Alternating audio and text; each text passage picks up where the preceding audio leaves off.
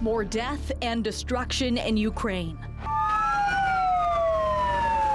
Russian airstrikes claiming at least 5 lives and injuring dozens more. 4 people were killed when a block of residential buildings were hit in Kyiv. The mayor saying a downed Russian missile damaged power lines and many households in the nation's capital were without electricity. Meanwhile, in the southern city of Mykolaiv, a man was killed in an attack that damaged homes and disrupted gas and water supplies. Ukraine has come under frequent air attacks since Russia invaded on February 24, 2022. The nation's commander-in-chief saying Russia had fired 64 missiles and drones overnight. 44 were intercepted. First, I have to start paying tribute to the innocent civilians, Ukrainian people who have been killed tonight, some in Kyiv and in many other places around Ukraine. I myself and my team will rush to the shelter in the hotel. As many thousands of Ukrainians have to be done once again. President, you're welcome.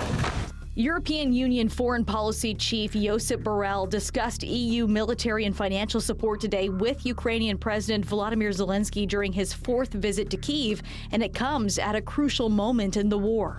We have to commit ourselves to do and provide whatever it takes. The European Union approved a 4-year, €50 billion facility for Ukraine last week in a major boost for Kyiv, which depends heavily on its Western allies for military and financial support. The major aid package from the United States, however, remains blocked in Congress amid political infighting. And time is of the essence in this regard. So we are going to stay focused on that, and we believe that we still can and will deliver it. U.S. National Security Advisor Jake Sullivan met with NATO counterparts in Brussels today as the Secretary General made it clear that supporting Ukraine is crucial now more than ever. Military officials have said they face an acute shortage of ammunition and artillery shells as Russian forces press on with renewed assaults.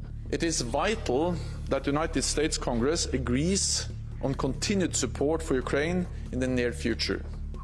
And I count on all allies to sustain their commitment. When asked how the U.S. government was going to respond to Russian President Vladimir Putin's interview with Tucker Carlson, Sullivan said he felt the U.S. had already won the argument about support for Ukraine. With respect to this interview, we've heard voices in the United States, in Europe, elsewhere around the world, casting doubt or casting aspersions on our collective support for Ukraine from the day this war started, in fact, even before this war started. So we're going to stay the course, and we're going to continue to point out that walking away from Ukraine at this moment, at this time, would be fundamentally wrong from the point of view of our basic national security in the United States and for our NATO allies as well. And we think we will continue to win that argument because we have the truth on our side.